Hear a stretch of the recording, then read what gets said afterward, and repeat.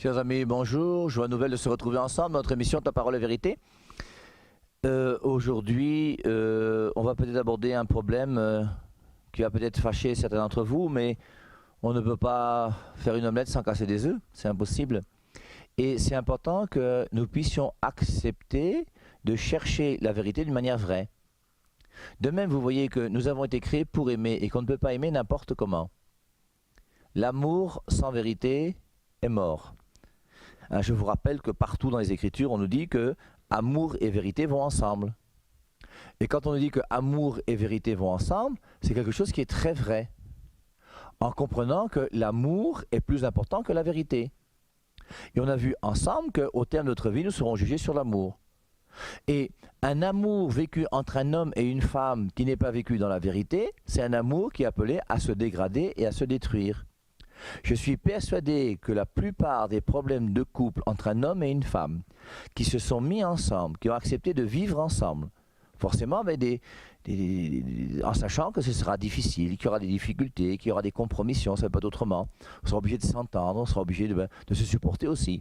Eh bien, cet amour ne peut grandir que lorsqu'il est vécu dans la vérité. Et dès qu'il n'y a plus de vérité entre vous dans votre vie de couple, votre amour est appelé à mourir. Et donc c'est pour ça que vérité et amour vont ensemble. La vérité d'abord elle est déjà présente dans l'amour avant même de commencer. Quand tu vis une amitié avec un garçon ou une fille, le fait de savoir que pas de rapport sexuel tant qu'on n'est pas marié à l'église, c'est la vérité sur l'amour. Et si tu acceptes de vivre ça, ta vie sera beaucoup plus épanouie que tous ceux qui vivent n'importe comment. Il y a une vérité qui doit être vécue. L'amour ne se vit pas sans vérité. L'amour et la vérité sont unis ensemble. Et l'amour et la vérité font qu'on pourra s'aimer jusqu'au jour de notre mort. Et c'est pour ça que la vérité, donc, est importante dans notre vie amoureuse. Et cette vérité, elle est importante aussi dans notre vie chrétienne. Vous voyez, aujourd'hui, ce qui est gênant, c'est quoi? C'est de voir toute cette division des églises qui existent. Comment se fait-il qu'aujourd'hui, pour nous, nous puissions constater qu'il y a 50 000 églises chrétiennes différentes qui existent sur la terre et qui sont en train de se combattre les unes les autres? Jean 17, 21, qu'ils soient un comme nous sommes un. Et ce qui divise l'Église, ce n'est pas l'amour. Ce qui divise l'Église, c'est la vérité. Je vous rappelle que dans toutes les églises, quelle que soit la dénomination, il y a des gens qui aiment Jésus. Et toute personne qui aime Jésus est mon ami. Mais maintenant, parmi toutes ces dénominations qui existent, pourquoi est-ce que nous sommes divisés? C'est à cause de la vérité. Quelle est donc cette vérité qui fait que les chrétiens se divisent aujourd'hui entre eux? Et moi, après ma réflexion, j'ai trouvé que la seule réalité concrète et claire qui fait que les chrétiens ne sont pas d'accord ensemble sur ce qu'est la parole de Dieu et sur la doctrine, c'est qu'aujourd'hui, on a l'Église qui est là d'un côté, et face à l'Église, il y a les gens qui ont la Bible, je vous rappelle aussi, la Biblette, qui a 66 livres, qui est une Bible diminuée et une Bible appauvrie, alors que nous, on a 73 livres. Et le véritable problème, c'est lequel? C'est qu'aujourd'hui, chacun veut, avec la Bible, découvrir sa vérité. Les églises ne peuvent exister que pourquoi? Parce que toutes ces églises vont essayer de s'opposer à la première église, qui est l'église catholique. Et l'église catholique, je vous rappelle, Matthieu 16, 18, Pierre, tu es pierre, sur cette pierre je bâtirai mon église. 1 Timothée 3, 15, l'église est colonne et appui de la vérité. La vérité se trouve dans l'église. Et si la vérité se trouve dans l'église, eh bien c'est dans cette église que je dois marcher. Surtout que dans Éphésiens chapitre 5, verset 25, Jésus-Christ dit « Marie, aimez vos femmes comme le Christ a aimé l'église et s'est livré pour elle. Il l'a rendue une, sainte et sans tache. » Et l'église, elle est une, elle est sainte, elle est sans tache. Et cette église, elle existe depuis 2000 ans. Et maintenant, qu'est-ce qui va faire la division? C'est tous ces hommes qui vont sortir de l'église et qui, en sortant de l'église, vont penser être plus intelligents que l'église et vont diviser l'église.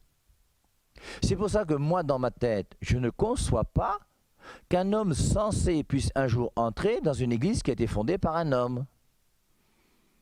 Mais quand toi-même tu prends tes pieds, tu quittes ta maison et tu pars dans une église qui a été fondée par un homme, quelquefois votre fondateur il est même là vivant, tu le vois, tu le salues, tu l'appelles même homme de Dieu, mais ce n'est pas un homme de Dieu. Aucun homme sur terre n'a le droit de fonder une église. L'église a été fondée par Jésus et Jésus seul. Et ce Jésus a voulu son église qui est une sainte sans tache. C'est clair, c'est là. Matthieu 28, je crois c'est 20. Je suis avec vous chaque jour jusqu'à la fin du monde. Et cette église qui est l'église de Jésus qui existe depuis 2000 ans, Jésus est dans cette église depuis 2000 ans. C'est lui qui l'a dit. Elle est une, elle est sainte, elle est sans tache. Que les choses soient claires. Et maintenant, donc, toutes ces divisions viennent de quoi? Viennent des hommes qui vont commencer à fonder leur église. Et l'homme, pour moi, qui a été le plus génial d'une manière négative, c'est celui qu'on appelle Martin Luther. Martin Luther, qui est devenu le fondateur des protestants. Alors les protestants qui m'écoutez, fâchez-vous si vous voulez, mais il faut quand même qu'on vous dise la vérité. Et aujourd'hui, je vais vous parler de cet homme qu'on appelle Martin Luther. Martin Luther, qui a fondé les protestants, c'est un prêtre catholique.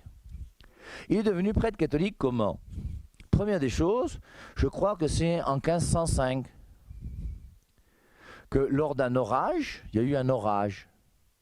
Et pendant cet orage, il a eu tellement peur qu'il a dit Sainte Anne. Pourquoi il invoque Sainte Anne? Parce que Sainte Anne, c'est la sainte de ceux qui travaillent dans les mines. Et son père travaillait dans les mines. Donc il a invoqué Sainte Anne, qui était la sainte patronne de son père. Et il dit Sainte Anne, si je sors de cet orage, je vais m'engager dans la vie religieuse. Je vais devenir prêtre religieux. Et 15 jours plus tard, il est rentré chez les frères de Saint-Augustin, les moines de Saint-Augustin. Et 2 ans plus tard, en 1507, il a été ordonné prêtre. En 2 ans, il est devenu prêtre. Et c'est ce Martin Luther, donc, qui était un prêtre catholique, qui était religieux comme moi, hein, qui a donc été à l'origine de tout le trouble qui se trouve aujourd'hui. Cet homme est un homme, ce que moi je vous demande, hein, allez chercher vous-même, faites vos recherches. Dieu nous a donné une intelligence. Aujourd'hui, on a la chance d'avoir Internet et le net partout.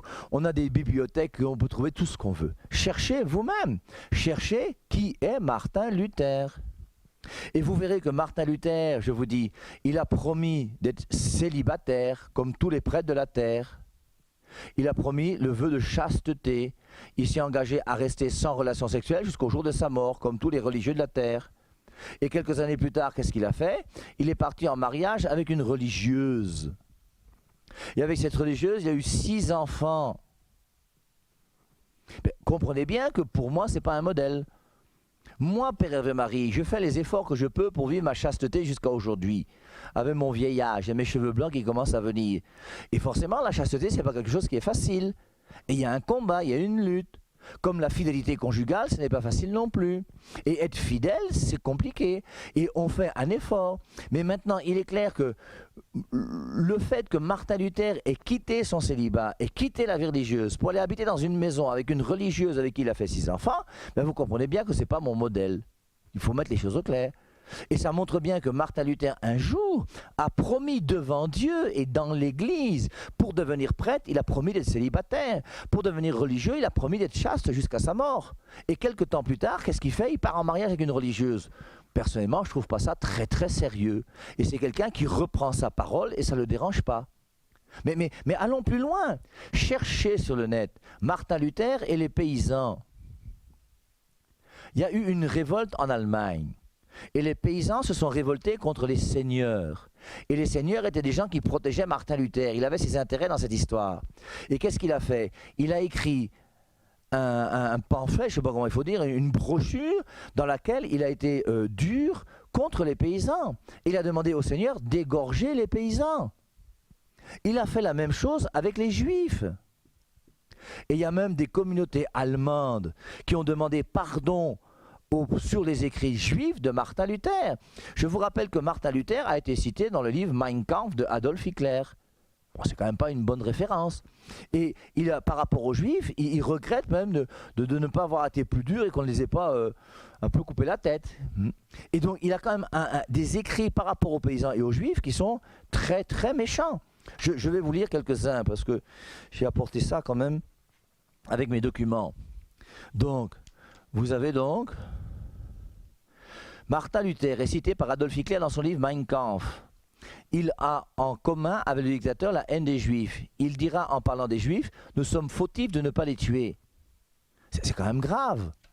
Ensuite, maintenant, par rapport à la révolte des paysans, Luther, voyant la révolte paysanne se retourner contre ses appuis seigneuriaux, condamna les soulèvements de 1525 dans une courte brochure d'une rare violence, véritable appel au massacre intitulé « Contre les bandes pillardes et meurtrières des paysans », dans laquelle il écrit « Tous ceux qui le peuvent doivent assommer, égorger et passer au fil de l'épée, secrètement ou en public, en sachant qu'il n'y a rien de plus venimeux, de plus nuisible, de plus diabolique qu'un rebelle.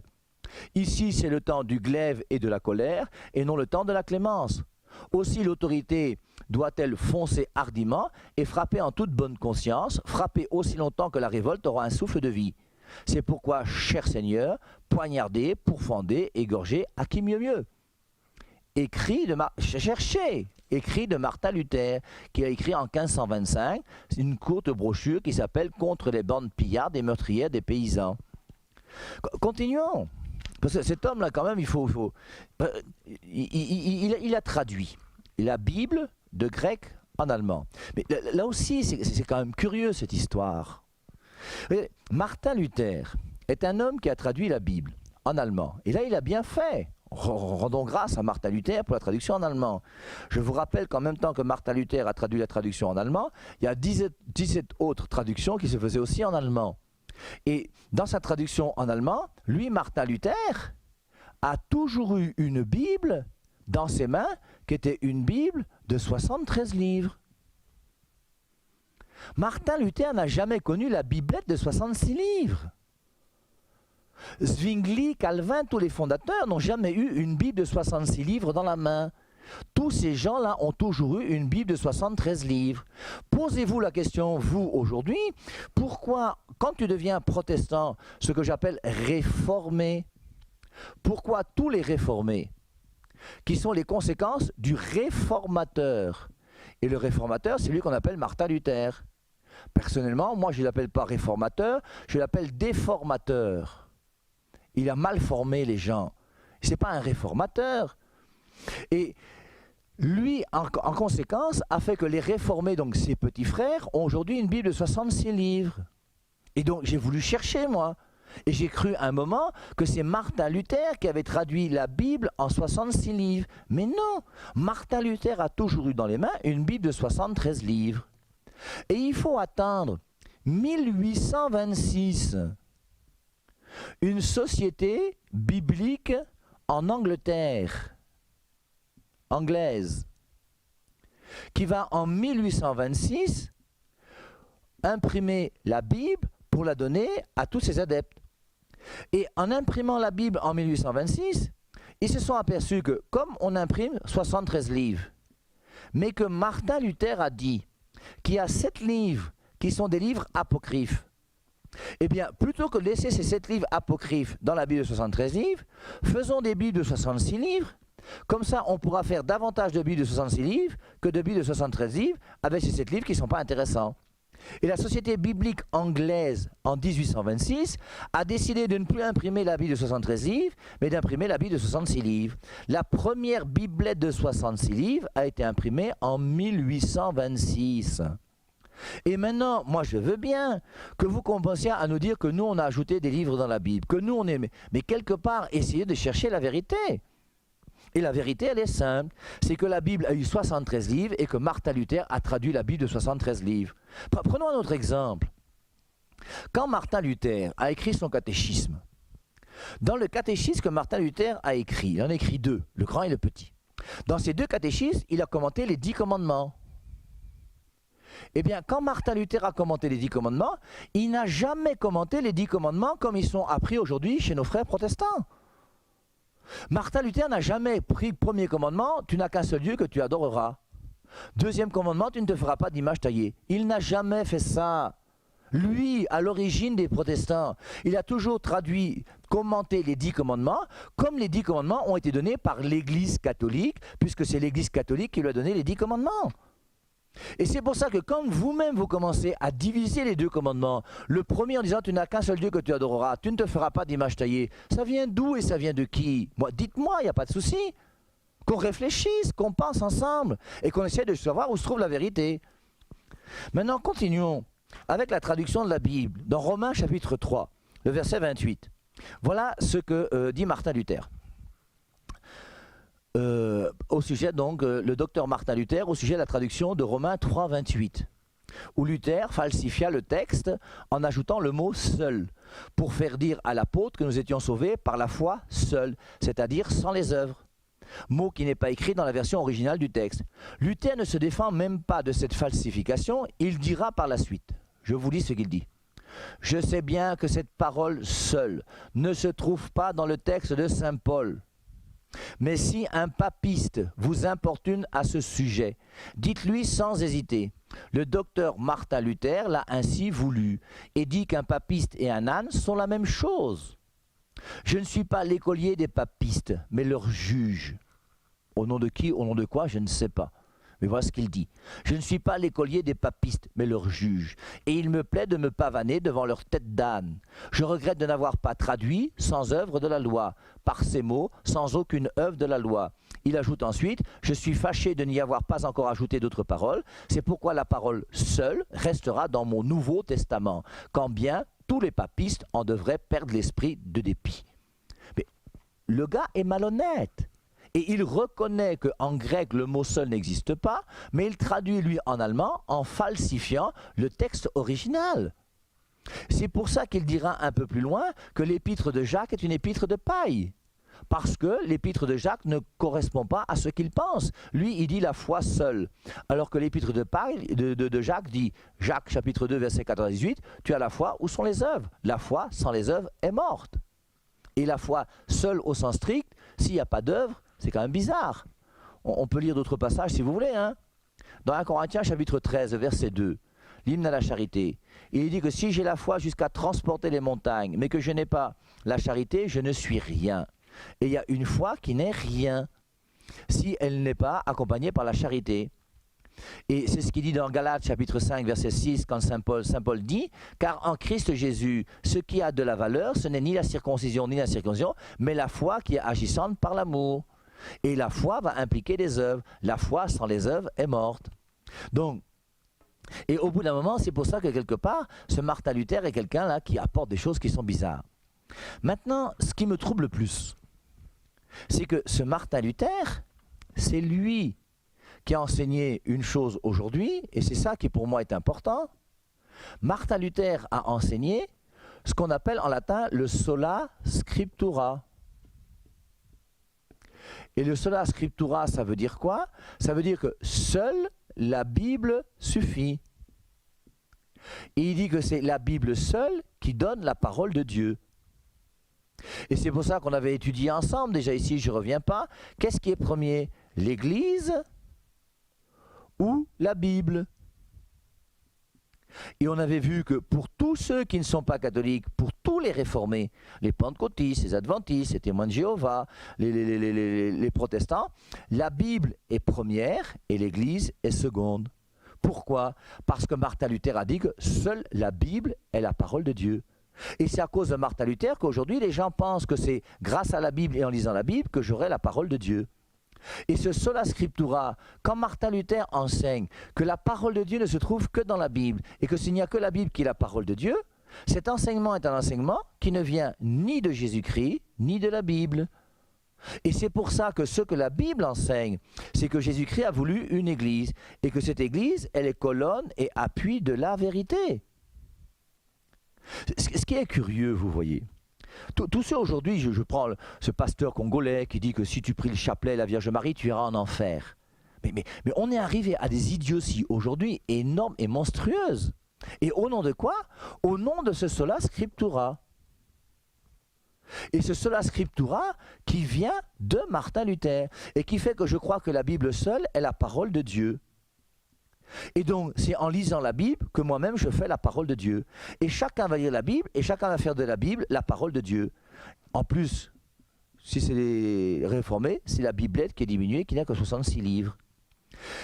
Cette erreur est une erreur qui vient de Martin Luther. Et le but de mon topo, ce n'est pas de faire la guerre, c'est de vous éclairer. et d'essayer de montrer à chacun d'entre nous qu'il y a une lumière, qui est une lumière qui vient de Dieu, qui est la parole de Dieu. Et cette lumière qui est la parole de Dieu doit nous éclairer. Et la lumière de Dieu nous dit que le sola scriptura ne vient pas de Jésus-Christ, mais vient d'un homme. Ce qui est curieux, vous voyez, c'est que tous ces gens des nouvelles églises, plus ils sont farouches même contre l'église, plus ils disent que nous, les catholiques, nous avons fait des traditions humaines que nous avons apportées dans l'église.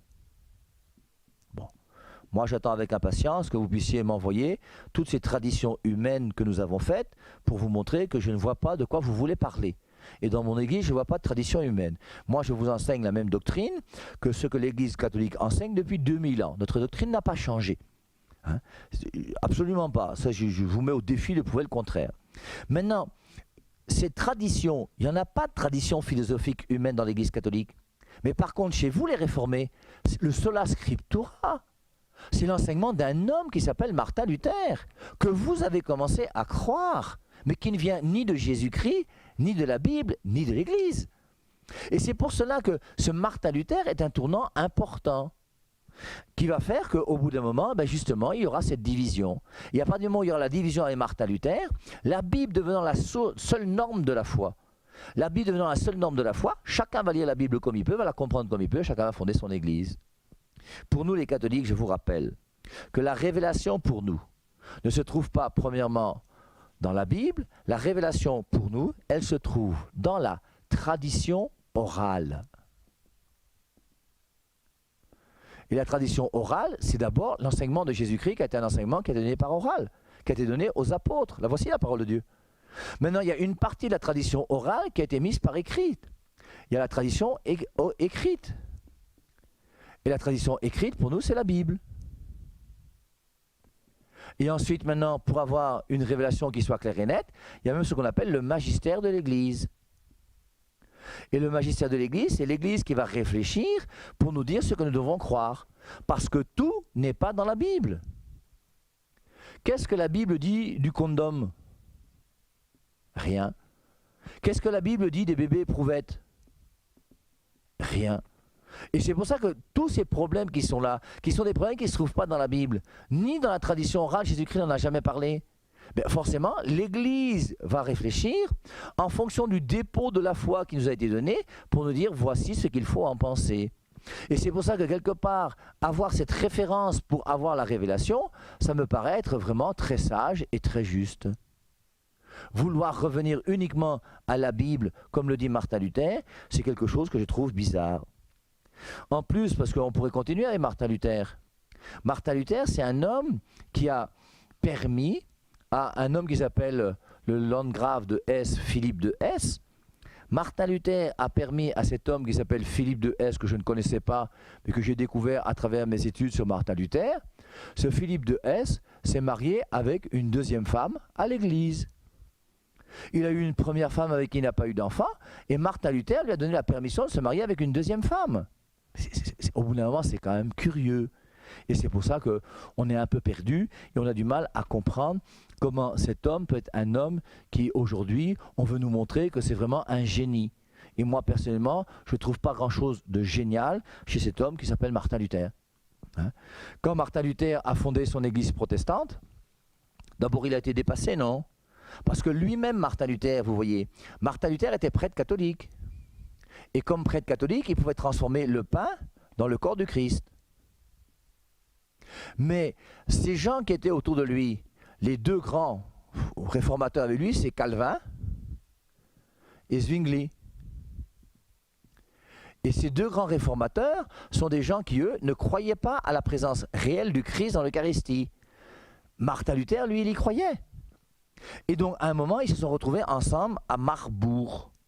Et les seigneurs allemands qui voyaient cette division qui existait partout, qui prenait une ampleur bizarre, et Calvin n'était pas d'accord avec Martin Luther, ils n'étaient pas d'accord ensemble, les ont réunis ensemble pour qu'ils puissent causer. Et j'ai un petit truc là, où on parlait de, j'espère que je vais le retrouver, voilà. Écoutons Luther, le fugueux patriarche de la Réforme, donner son avis en ce point au colloque de Marbourg. Dispute entre Luther et Zwingli. Luther y défendait contre ses adversaires le dogme de la Sainte Eucharistie. Zwingli, lui, objectait que la présence réelle de notre Seigneur dans le Saint-Sacrement était un dogme du papisme. Alors je vous lis. Mais alors, dit Luther, niez aussi la Bible, car c'est du pape que nous la tenons.